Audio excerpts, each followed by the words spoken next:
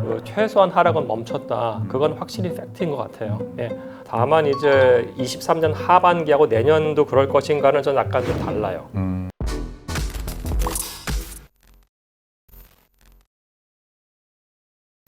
안녕하세요. 지식이 되고 돈이 되는 시간 정재훈의 부동산 클래스 정재훈입니다. 자, 오늘은 과학적인 데이터 분석으로 굉장히 유명하신 분이죠. 우리나라 부동산 시장의 최고 전문가라고 볼 수 있을 것 같습니다. 서울대학교 환경대학원의 김경민 교수님 모셨습니다. 어서 오세요. 안녕하십니까. 네. 교수님 최근에 예. 그 책을 또 이렇게 내셨더라고요. 이게 기존에 내셨던 부동산 트렌드의 이제 후속편이라고 보면 될까요? 예, 저 매년 책을 쓰고 있어서 네. 네, 김남도 교수의 부동산 짝퉁을 노리면서 뭐 그런 거죠. 네.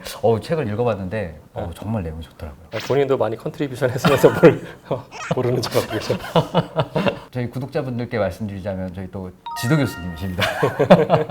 그래서 2013년도부터 제가 교수님께 이제 지도를 받았고 20년도에 이제 졸업을 했는데 그때 제가 기억이 나는 게 2015년도였던 것 같아요. 다들 막 부동산 막 어렵다 그랬는데 교수님만 딱 그때 야 부동산 오를 거야 빨리 준비해요.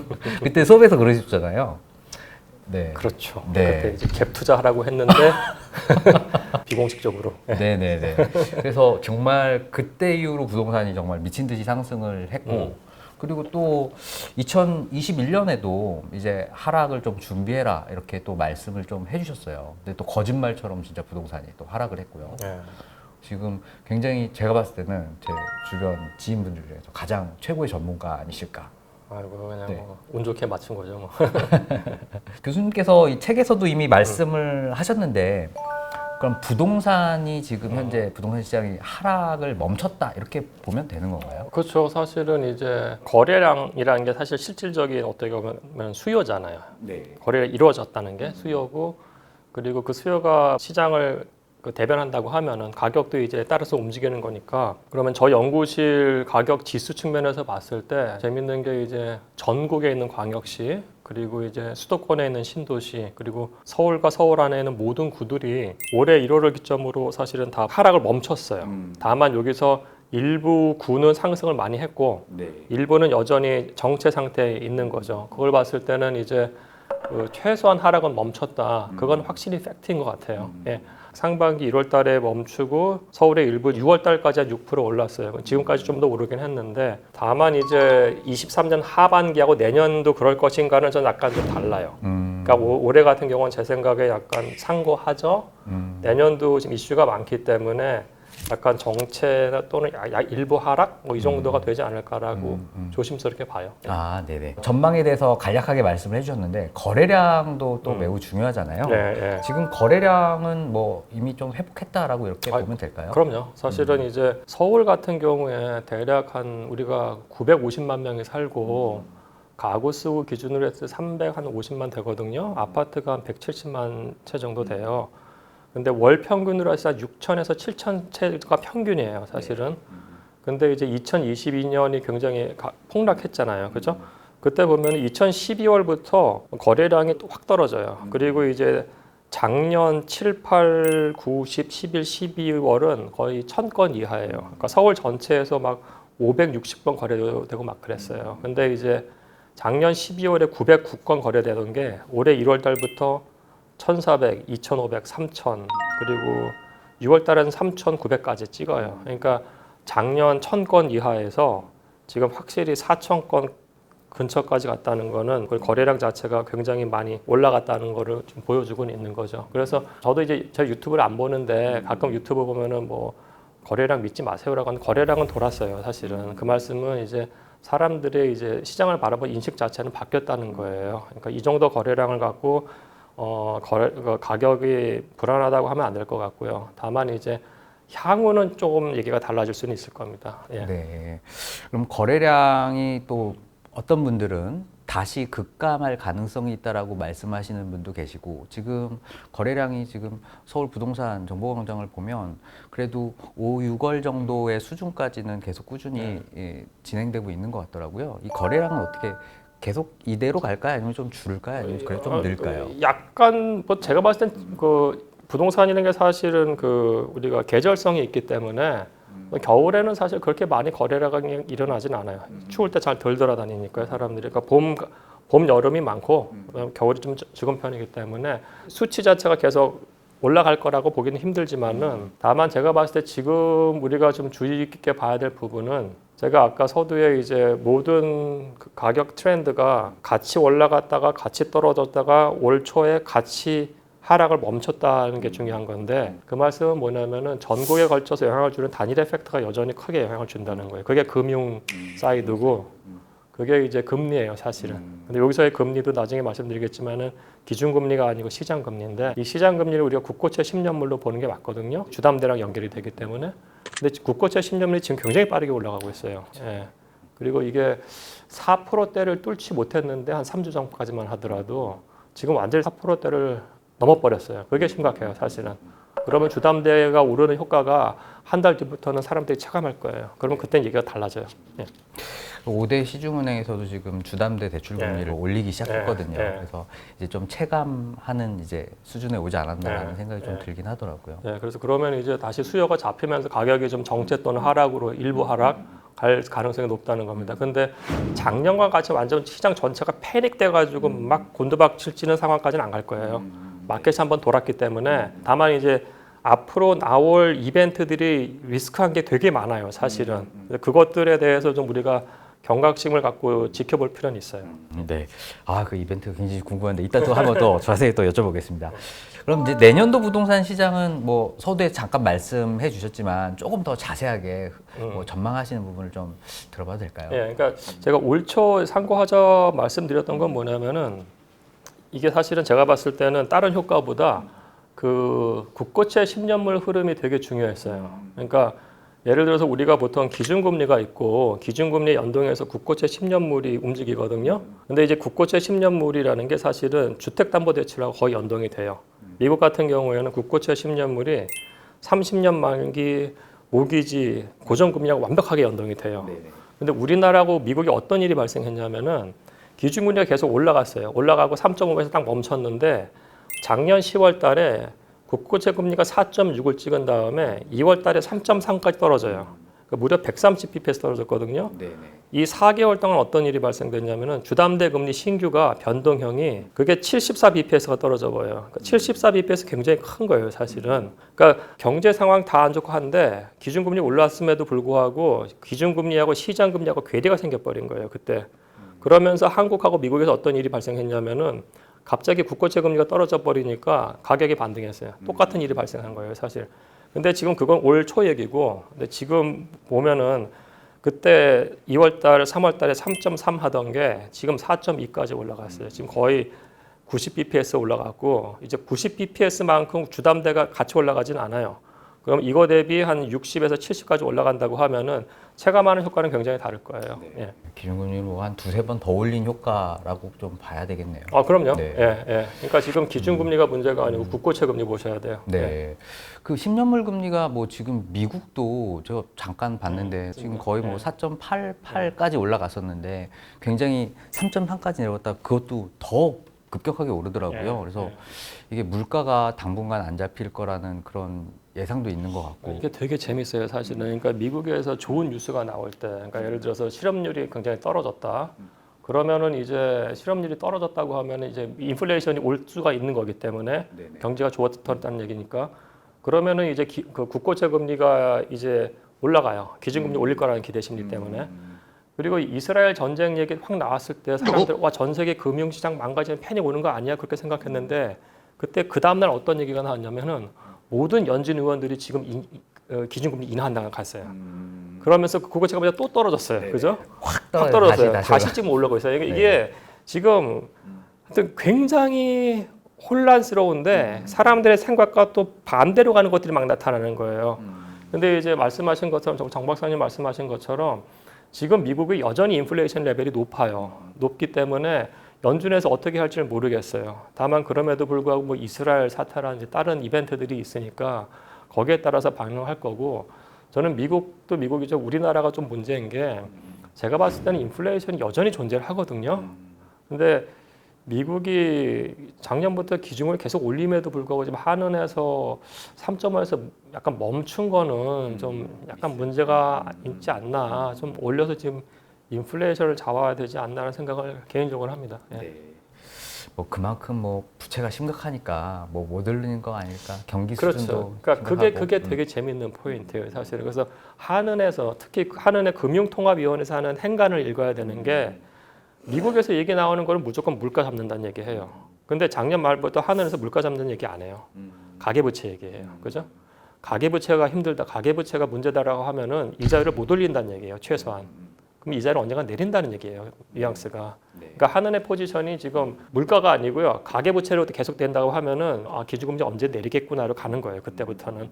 그럼 얘기가 달라지는 거예요, 또. 예. 아유, 또 교수님과 또 얘기 나누다 보니까 뭔가 국제 정세와 우리 국내 어떤 금리 향방까지도 자세하게 조금 어떤 생각할 이런 포인트를 얻은 것 같습니다. 그럼 교수님 보시기에 그럼 지금 부동산 시장이 하락은 멈췄는데 그럼 안정화되는 국면이라고 보시는 건지 혹은 안정화 지금 아직 안 됐다면 안정화된다는 그 기준을 좀 어떻게 교수님은 판단하시는지 한번 여쭤보고 싶어요. 근데 사실 지금 이제 이벤트가 너무 많이 발생을 하니까요. 사실 뭐 이스라엘 전쟁 이벤트가 나올지는 아무도 몰랐잖아요, 사실은요. 예, 그래서 우선은 국내랑 국외랑 봤을 때 중요 이벤트별로 보면은 PF 사태가 빨리 제가 봐서 터져야 돼요. 터진 다음에 정리가 돼야 돼요. 그게 안정화되는 게 제가 봐서 중요하고, 왜냐하면 PF가 터지는 순간 신용경색이 일어나면서 국고채 한번 스파이크 또 일으킬 거예요.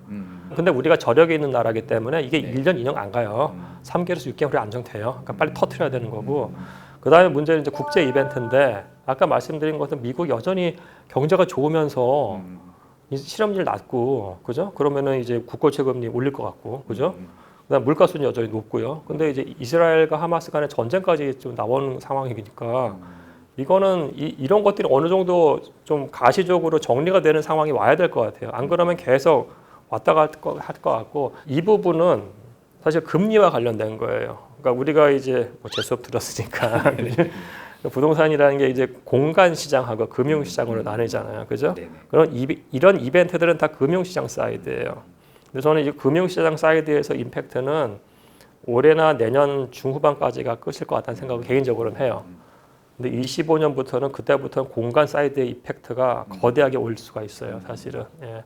그래서 내년 중후반까지의 어떤 이벤트들의 흐름을 좀 보셔야 되는데, 그 다음부터는 이제 이 공간 사이드의 임팩트 같은 것들, 특히 서울은 그걸 잘 주셔야 될 것 같아요. 예. 그래서 교수님 말씀하신 공간 시장의 파급이 결국에는 뭐 다 어렵다 보니까 주택 공급이 이제 안 되는 거잖아요. 인허가 물량도 지금 많이 줄어들어서 이제 그게 자칫 어떤 서울 부동산 시장의 상승의 전조가 되지 않을까라는 아마 그 말씀이실 거라고 생각을 하는데요. 근데 또 이런 주장을 하면 신기하게 아이 뭐 이거 부동산 이게 불안 심리를 자극해서 이렇게 올리려고 하는 거 아니냐 이렇게 또 반응하신 분들도 또 많으시더라고요. 그 부분도 말은 되죠. 말은 되는 건데 학자로서 그냥 제가 이것도 그냥 뭐 책에서도 이제 그 예측 모형을 했는데, 그때 예측 모형 했을 때 제가 했던 게 뭐냐면은 장기적 균형 상태라고 하면은 매년 공급되는 수준의 어떤 물량이라는 게 있잖아요, 그죠? 매년 공급되는 수준 물량이 있고 그 공급된 수준보다 해당 연도의 공급이 좀 낮다. 이만큼이 부족한 거죠. 언더 서플라이죠, 그죠? 공급 부족인 거고, 그것보다 높다 그러면 오버 서플라이인 거고요, 그죠? 오버 서플라이 때 가격이 떨어지고 언더 서플라이 가격이 올라요. 그럼 이거는 그냥 팩트인 거예요, 사실은. 근데 이게 물론 당연히 그렇게 얘기 막 하고 다니면은 이제 집값 불안한 심리를 자극한다고 할 수 있는 것도 팩트인 거죠. 다만 정책 당국자가 월스트 케이스에 대해서 시나리오를 갖고 거기에 대응을 하라는 얘기예요, 저는. 예. 근데 만약 그게 대응이 부실하거나 시장에 안 먹히거나 신뢰를 없다. 그러면은 자본주의 국가에서의 소비자라는 사람들은 굉장히 합리적으로 행동해요. 그러니까 자기 본인들이 데이터를 보고서 취사 선택을 하는데 합리적으로 취사 선택을 할 수가 있단 말이에요. 그죠? 그 다음에 부동산은 또 허드 멘탈리티가 있어가지고 대중 심리가 그냥 발동할 수도 있어요. 그럼 그때 굉장히 무서운 상황이 올 수 있기 때문에 불안 심리 자극하는 것도 맞을 수 있습니다만은 제가 말씀드리는 부분은 이제 정책 당국자가 빨리 제대로 된 어떤 메시지를 줘서 시장을 안정화시키라는 얘기예요, 저는. 네. 그러면 교수님 보시기에 추석 바로 전에 9.16 이제 부동산 대책이 나왔잖아요. 주택 공급 이제 활성화 대책이라고 나왔는데 혹시 교수님 뭐 어떻게 그 대책을 좀 보셨어요? 우선은 그게 이제 결국은 이제 공급 사인이잖아요. 공급 사인이 제대로 시장이 먹혔냐? 우선 안 먹힌 것 같아요. 그죠? 안 먹힌 것 같고 제가 봤을 때 그 이유는 거기에서 말씀하셨던 부지들이 이미 그 문재인 정권 때 나왔던 부지들인 거예요, 네, 사실. 새로운 그죠? 게 없었어요. 새로운 게 없었고 더 문제는 뭐냐면은 제가 공급 부족 말씀드린 부분은 서울하고 세종 정도예요.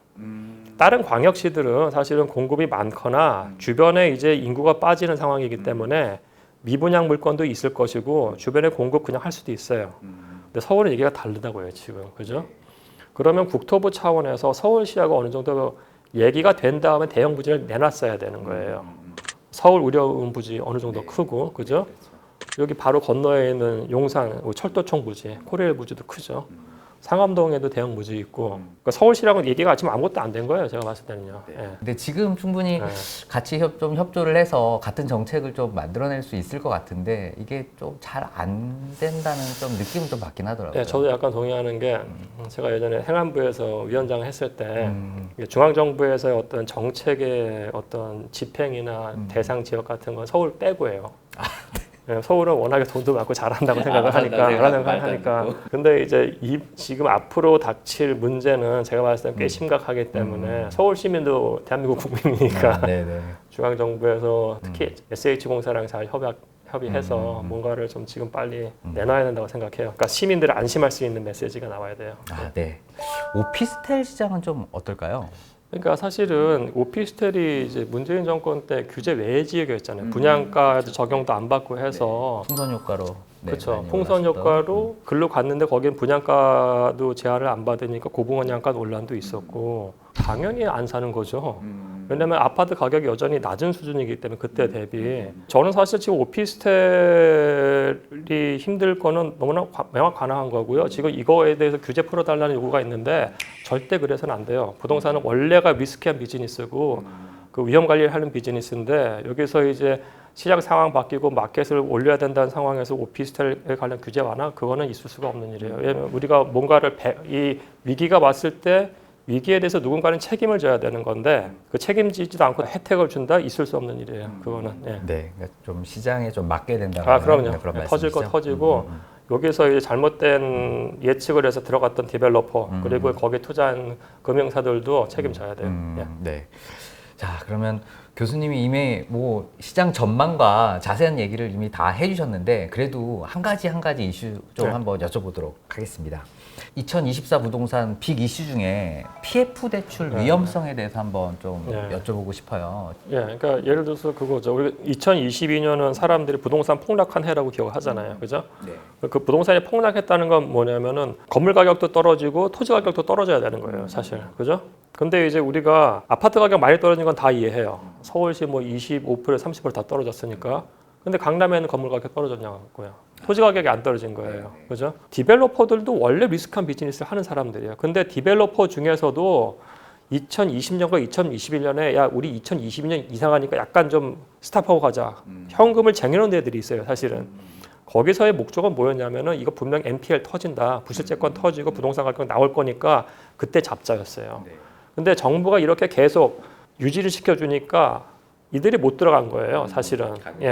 가격이 내려가야 들어가는 건데 그리고 온 PF 들어갔던 것들은 괜찮았어요. 그죠? 지금 브릿지 론이라고 2, 3개월, 6개월짜리가 지금 터졌어야 되는 건데 안 터진 건데 지금 이거 3개월짜리를 지금 몇 년을 연장시켜 주는 거냐고요. 터트려야 되는데. 그러니까 이게 안 터지니까 거래가 안 되는 거예요. 거래가 안 되면 건물주 입장에서는 가격은 똑같은 거예요. 그러니까 안 내리는 거예요, 사실은. 이게 문제예요. 제가 봤을 때는. 예. 그 브릿지로는 이미 자본 잠식 상태에 들어간 게 상당 수준 많을 거라고 좀 저는 개인적으로 좀 생각을 하고 있거든요. 근데 약간 우려를 하는 건 이제 6월에 우리 결국 PF 대출 부실로 인해서 새마을금고가 일시적인 뱅크런이 있었는데 일주일 만에 그래도 수습을 했는데 저는 이 PF 대출을 터뜨렸다가 이제 나중에 나타날 이제 후폭풍이 정말 좀 무섭지 않을까. 전 그 부분을 약간 좀 우려하고 있거든요. 지금 PF가 부실화된 곳들에 보면은 서울보다는 지방이고요. 아파트보다는 오피스텔이에요. 그죠? 이게 만약에 뭐 2, 3년 또는 1년 후에 뭐 시장이 반등해서 괜찮다 그러면 괜찮은데 저는 서울은 앞으로 괜찮을 거라고 봐요. 예? 근데 오피스텔은 터트려야 되는 게 맞고요. 네네. 근데 지방은 서울이 가격이 반등한다고 지방도 반등할 것 저는 그렇게 안 봐요. 별도의 시장. 별도의 시장이기 때문에. 그러면은 얘네들은 언젠간 터진다는 얘기예요, 사실은. 지금 PF 1년 뒤에 갚게 해. 그러면 이자도 후치시켜 버렸어요. 네. 그죠? 그렇죠. 그게 웃긴 거잖아요. 대출을 일으켜가지고 1년 뒤에 갚게 하면은 보통 두 가지를 하는데 하나는 신용보강해서 담보 더 갖고 왔는데 그것도 얘기 안 했어요. 그죠? 다달이 갚는 것도 아니고 1년 후예요. 그건 1,000억짜리 PF라고 보자고요. 그럼 디벨로퍼 입장에서는 1년 후에 100억을 더 갚아야 돼요. 근데 마켓이 좋아가지고 분양이 내년 6월 달에 된다. 그럼 될 수도 있습니다. 제가 봤을 때는 거의 안 될 거예요.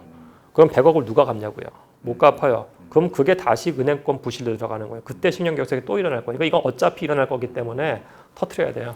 결국 그게 이제 기점이 되는 게 내년이다 이렇게 보시는 거죠. 일단 연장과 관련된 부분이 좀 있으니까. 그렇죠. 왜냐하면 네. 창고지도 들어가서 금융권 사람 얘기 들으면 내년 6월이라고 다 얘기하고 있으니까.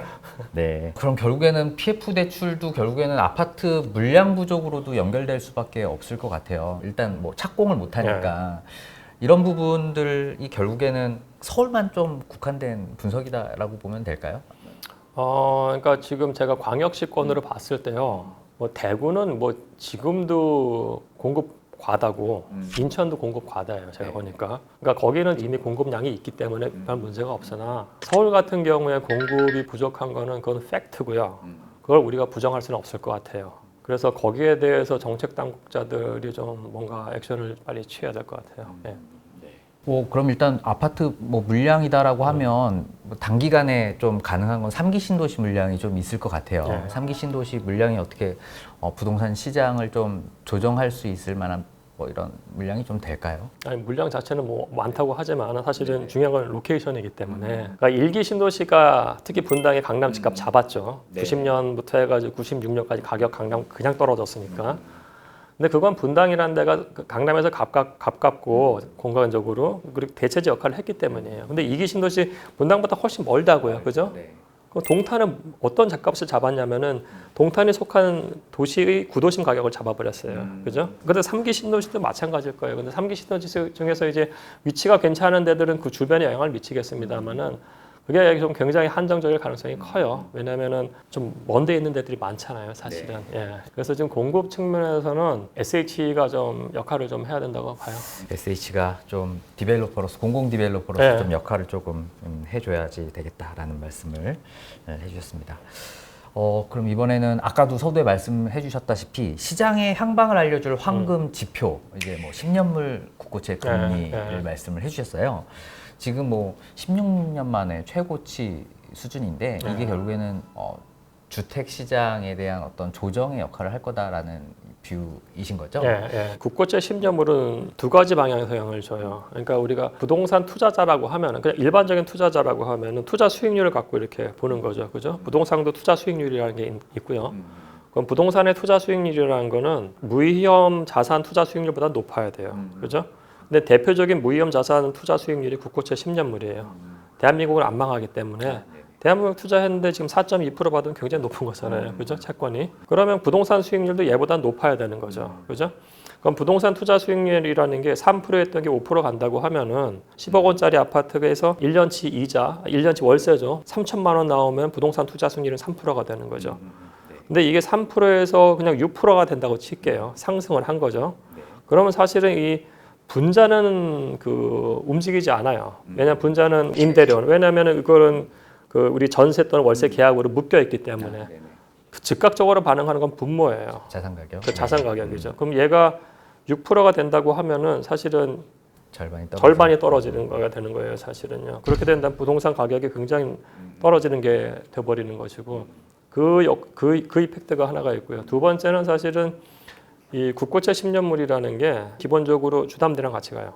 우리나라는. 그래서 국고채 금리가 올라간다는 얘기는 뭐냐면 주담대 금리가 올라가는 거기 때문에 수요를 잡을 수밖에 없어요. 그 양쪽 다 봤을 때 수요를 잡는 효과로 가요. 국고채 금리는. 네. 그래서 결국에는 금리가 특히 아파트 가격에는 좀 지대한 영향을 미친다. 이렇게 이해를 하면 좀 되겠죠. 네, 맞습니다. 네.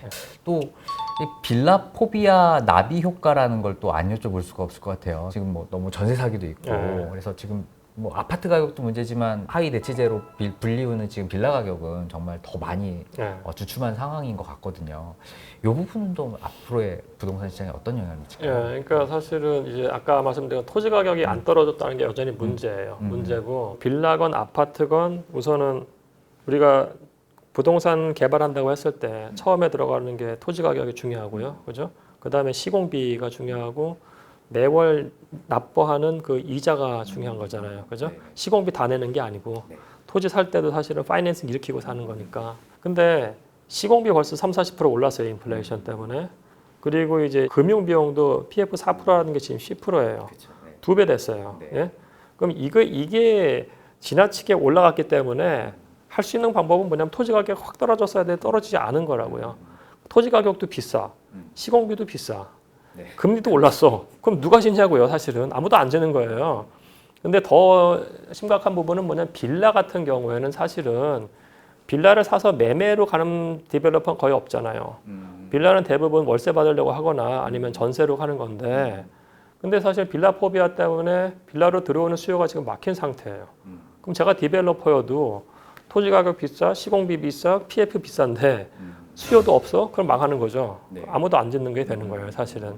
그게 올해 인허가 물량에 그냥 나타난 거예요. 네. 예. 이런 현상이 앞으로도 또 지속이 될 수밖에 없다. 왜냐하면 아니, 또 PF가 결국에는 해결되진 않았으니까 이렇게 보면 그렇죠. 왜냐하면 토지 가격이 안 떨어졌으니까 지금 상태에서는 수익률이 안 나와요. 못 져요. 예. 네. 토지 가격은 좀 뭐 지수를 보니까 아파트 가격 지수보다 더 안정적으로 올라가고 네, 있더라고요. 네, 네. 네. 그래서 지금 뭐 우리나라 국민들이 아파트를 많이 선호하잖아요. 그럼 빌라보다 아파트, 뭐 입지 좋은 신축 아파트를 좀 계속 많이 선호를 하고 있고 주거 비중도 계속 높아져 가고 있는데 앞으로 교수님 보시기에 빌라와 아파트 이 비중을 좀 어떻게 가져가는 게 좀 좋을까요? 근데 이제 이게 두 가지인데요. 사람들이 이제 소득이 올라가면서 아파트에 대한 선호가 많아진 거는 팩트니까 거기에 맞춰서 이제 디벨로퍼들이 수요자를 위한 시장을 진다고 해서 그건 어쩔 수 없는 거고요. 다만 이제 문제가 되는 거는 정부 정책 당국자가 중산층과 서민을 위한 주거를 어떻게 확보를 해서 공급을 할 것인가의 문제인데 빌라에 살고 싶어서 산다고 보지는 않아요. 만약에 소득이 있다고도 한 빌라보다 아파트를 가고 싶겠죠. 근데 어쩔 수 없이 빌라에 사는 분들이 계신 거라고요. 서민분들. 그럼 그분들을 위한 공급이 존재하느냐고 봤을 때 그게 아닌 거예요. 그러니까 서울 같은 경우에 사실 경기도는 70%가 아파트고 30%가 비아파트예요. 근데 서울은 50%가 아파트고 50%가 비아파트예요. 빌라라고요. 그럼 어마어마하게 많은 빌라에 사는 분들이 계신 거예요. 그럼 이분들을 위한 공급이 안 나고 있다는 건 사실 굉장히 큰 문제고 그게 어떻게 보면은 서울이라는 도시 안에서의 상대적인 그 경제적 약자들인 것이고 그러면 이 부분에 대해서 공공 쪽에서 저는 빨리 좀 신경을 써야 된다고 생각을 해요. 토지 가격이 올라간다는 얘기는 빌라 가격도 올라간다는 얘기예요, 사실은요. 그러니까 본질 가치는 올라가는데 지금 거래가 안 돼가지고 지금 다운돼 있을 뿐이지 SH가 사실은 빌라를 많이 매입을 하잖아요, 사실은. 그죠? 그러면 지금 만약에 바게닝 파워가 있다고 하면은 매입을 해서 업그레이드 시켜가지고 살 수 있는 공간 같은 것들을 지금 공공 쪽에서 움직여줬으면 좋겠어요. 예. 네. 매입 임대주택을 조금 더 다세대 주택에 강화를 시키는 게 네. 좀 좋을 것 같다라는 말씀이시죠. 네. 자, 그러면 일단 다시 우리 무주택자분들 혹은 1주택자분들이 결국에 내 집 마련에 대해서 네. 많이 궁금해 하실 것 같아요. 지금 뭐 여전히 조금 많이 오른 상황이지만 만약에 내 집 마련을 한다면 들어가는 게 좋을까요? 아니면 조금 더 기다리는 게 좋을까요? 그러니까 제가 봤을 때는 우선 바닥은 확인된 게 나왔으니까요. 네. 그 다음에는 지금부터 내년 제가 봤을 때는 중반까지는 국고채 금리가 오를 거기 때문에 올해 상반기하고 상황이 좀 다를 것이고 여전히 이벤트들이 있고요. 근데 그 제가 봤을 때 그 이벤트가 IMF처럼 뭐 2년 가는 게 아니기 때문에 이 상황이 어느 정도 정리가 되는 거를 보고 본인의 소득 수준을 감안한다고 하면은 저는 뭐 내년쯤에는 뭐 움직이는 것도 실수요자인 경우에 나쁜 선택일 것 같지는 않아요. 서울의 네네. 경우. 네, 서울의 경우. 네. 광역시나 지방은 또 다른 얘기가 되는 그렇죠. 거죠. 네. 사실은 우리가 데이터 트렌드를 보면은 2010년대 후반대에 시장 분화가 완벽하게 일어났어요. 광역시와 서울은 2010년대에 2006년 이후 계속 분화된 시장이었고 전혀 다른 시장이고요. 네. 움직임도 달랐고 그다음에 수도권만 보더라도 예를 들어서 서울과 강남 밑에 있는 분당, 과천, 평촌을 제외한 나머지 수도권에 있는 도시들은 2010년대 중반부터 2019년까지 가격이 그냥 이 평평해요. 플랫해요. 같이 오른 거는 기준금리 0.5%대 2020년부터 같이 올랐고 그다음에 2021년 4분기에 같이 떨어졌고 올해 지금 바닥을 찍은 거예요. 그리고 수도권 안에서도 제가 말씀드린 거기하고 일부를 제외하고 나머지는 계속 가격이 지금 그냥 플랫해요. 나머지가 좀 오른 상태이기 때문에 시장 분할은 이미 일어났어요. 일어났기 때문에 마켓에 대해서 본인들이 보고 들어가셔야 되는 거. 그렇다고 가격이 안 오른 데가 살기 안 좋은 도시란 건 아니에요. 거기도 충분히 행복하게 살 수 있는 도시이기 때문에 관점을 어디냐에 두고 보시면 될 것 같아요. 네. 약간 구체적으로 궁금한 게 네. 그 강남에 이제 도공렉스라고 네. 이제 잠실에 이제 엘리트하고 또 저 멀리 이제 동탄 2에 뭐 롯데캐슬 같은 경우에는 정말 가격이 V자로 올라왔더라고요. 다른 시장은 뭐 약간 플랫한데도 불구하고 일부 정말 선별적인 몇 군데는 정말 V자 반등에 성공을 하고 있는데 플랫한 게 이렇게 다시 그래도 상승으로 수렴할까요? 아니면 뭐 그냥 V자는 그냥 V자로 그냥 그렇게 서로 계속 선별적으로 할까요? 같은 수도권 시장인데도. 이게 나중에 일부 약간 올라갈 수는 있어요. 예전 데이터를 보면은 2000년대 초반도 마찬가지일 거예요. 그때 막 강남하고 막 분당 가격이 오르니까 수지는 사실은 그 주변에 워낙에 개발을 많이 하기 때문에 가격이 거의 안 올랐어요. 근데 마지막에 일부 오르더라고요. 근데 그 패턴이 2010년대 후반에도 똑같이 일어났어요. 강남 오르고 분당 따라서 오르는데 수지가 나중에 오르고. 근데 그렇다고 수지가 오르는 게 강남만큼의 누적 상승률이냐 그건 또 아닌 거예요, 사실은. 그러니까 나중에 어느 정도 오를 수는 있으나 서울만큼의 누적 상승률을 기대하는 건 힘들다는 게 팩트일 거예요. 예. 또 다른 부분은 부동산에서의 하위 시장을 어떻게 구분하느냐가 되게 중요한 숙제가 될 거예요. 구별 마켓이 아니에요, 더 이상. 예. 서울과 수도권에서의 하위 마켓이 다르게 움직여요, 지금. 철저하게 하위 시장을 다 구분해서 별도로 봐야 된다는 말씀이시죠? 네. 그러면 혹시 무주택자분들이 지금 이 시점에서 실거주 주택을 좀 매입을 해야 되겠다라고 한다면 좀 추천해 주실 만한 제가 데이터를 네. 서울시 전체를 훑은 건 아닌데 아까 하위 시장 말씀을 드려서 구별 마켓이 아니고 제가 봤을 때는 이제 강남구도 이제 강남 4구가 아니고 강남 서초하고 송파 강동이 따로 가는 것 같아요. 따로 가고 거기를 제외한 나머지 서울을 보면은 이게 업무지구 접근성이 굉장히 중요해지고 있어요. 동탄이 오른 건 업무지구 접근성이에요. GBD 강남 접근성이 좋아서. 그게 시간거리가 굉장히 짧아졌기 때문에 동탄보다 물리적, 지리적으로 가까운 데 있는데 걔는 시간거리가 멀어요. 얘는 GTX로 그냥 가는 거기 때문에 시간거리가 짧은 거라고요. 그죠? 그건 업무지구 접근성이에요. 서울에 있는 업무지구라는 게 강남, 여기는 여의도, 그리고 광화문이죠. 그리고 홍대 합정도 꽤 큰 업무지구고, 그리고 구로 가산 있고요. 2호선이에요. 2호선 안과 2호선 외부가 약간 바뀔 거예요. 그게 제가 봤을 때는 하위 시장으로서의 그거예요. 그러니까 그게 나타나는 건 또 뭐냐면은 예를 들어서 엘리트 가격하고 경희궁 자이 가격 보시라고요. 거의 비슷해요. 거기는 정말 안 떨어졌죠. 그러니까요. 그쪽을 제가 무시하는 건 아닙니다만은 학군이 엘리트만큼 좋냐? 아니에요. 그 건너편에는 여중은 지금 서울시 교육청에다 폐교를 요청할 정도예요. 예. 그러니까 학군의 이펙트가 굉장히 떨어지고 있고 제가 봤을 때는 그렇다고 뭐 강남 학군 뭐 그게 망한다가 아닙니다. 과거에 비해 떨어진다는 얘기고. 근데 이제 업무지구 접근성이라는 게 경희궁 저희가 광화문하고 여의도 사이인 거죠. 특히 광화문 접근성. 광화문과 여의도의 중간에 있는 데가 마레프예요, 사실은. 그죠? 그래서 이 업무지구 접근성이라는 게 아마 더 중요해질 것 같아요. 예. 네. 그래서 학군보다는 업무지구 접근성에 따라서 그런 아파트들은 강세를 유지할 거다 이런 그렇죠. 말씀이시죠? 그리고 뭐 아이가 고등학생이고 다 아실 테니까 서울은 이제 1차하고 2차 나눴을 때 2차는 다 지원할 수 있잖아요. 사실은. 그죠? 어디 살든지 현대고등학교 지원할 수 있고 희문고등학교 지원할 수 있고. 근데 그렇게 안 하잖아요. 그렇죠. 그죠? 그렇게 안 해요. 가까운 학교로. 가까운 학교 가요. 그러니까요. 네, 무주택자 분들께 업무 중심지 위주로 좀 골라라라고 말씀을 해주셨는데 조금 더 자세하게 아파트 고르는 팁 이렇게 좀 말씀해 주실까요? 우선은 사람들이 대단지를 워낙에 좋아하니까요. 그리고 결국은 학군 임팩트 중에서도 초등학교 학군 임팩트가 제일 커요. 그렇죠? 그럼 초품화가 나올 수가 있겠죠. 그럼 그건 역시 마찬가지로 대단지라는 얘기예요, 사실은. 그 다음에 이제 25평짜리하고 33평이 제일 많잖아요. 그죠? 근데 33평이 상대적으로 큰 평수고 고가 주택이 더 위험 자산이에요. 그 얘기는 뭐냐면은 가격이 이게 대세 하락일 때 가격이 떨어져요. 그죠? 올라갈 때 더 많이 올라갈 수 있는데 굉장히 재밌게 33평은 2010년대 초반에 굉장히 많이 떨어졌다가 올라가는 게 잡히는데 25평은 정체였다가 올라가요. 누적 상승률 갖고.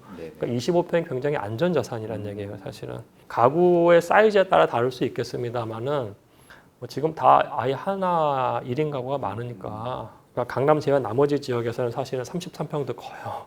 잘 안 돼요. 지금 25평의 그 투자 수요가 더 많기 때문에 수요가 많은 쪽으로 해서 고르시면 될 것 같아요. 아, 네. 아유, 감사합니다. 진짜 교수님 말씀 맞는 것 같아요. 옛날에 9평이라고 하면 33평이 대세였던 것 같은데 지금 25평 쪽으로 내려가는 느낌이 좀 들더라고요. 근데 그게 또 마켓마다 달라요. 아, 네. 그러니까 강남에서는 33평이 대세인데 강남을 제외한 나머지는 25평이고 강북 지역에서 40평대가 33평대가 가격이 붙어요. 과거의 분당이랑 비슷해지고 있어요, 사실은. 예, 그러니까 이게 가구 수, 인구 구조 자체가 변화하는 게 아파트 시장에 그냥 투여되고 있어요, 지금. 네. 예. 이 평형대도 이제 좀 잘 보셔야 될 것 같다는 생각이 좀 듭니다. 그러면 잠깐 이제 우리 무주택자분들의 어떤 내 집 마련에 대해서 이제 조언을 좀 주셨다면 교수님 혹시 투자 상품으로서의 지금 아파트 매력이 있나요? 지금 시점에서? 아니 근데 사실은 전 세계 대한민국 아파트 같은 상품이 없는 거예요. 부동산 시장 분석 측면에서 봤을 때 완전히 모듈화되어 있고 구조화되어 있고 거의 동일한 상품인 거예요. 금융상품처럼. 금융상품이에요, 이게. 말도 안 돼요. 그러니까 예를 들어서 그거예요. 엘리트가 잠실, 엘스, 리센트, 트리지움이 다 15,000세대인데 33평이 거기 몇 세대인지 아세요? 거의 대부분 아닌가요? 만 세대예요. 만 세대. 그러니까 엘리트의 33평 단일이 만 세대라는 얘기는 이게 놀라운 얘기예요, 사실은. 미니 신도시 그러니까. 상이죠. 네. 거기서 33평 분석하면 서울시 다 분석하는 거랑 다름없어요. 아니면 강남구 전체 분석하는 거랑. 그리고 이제 전세라는 제도가 있죠. 그러니까 이게 마켓이 돌아버렸을 때 어떤 일이 벌어질지 몰라요, 사실은. 예.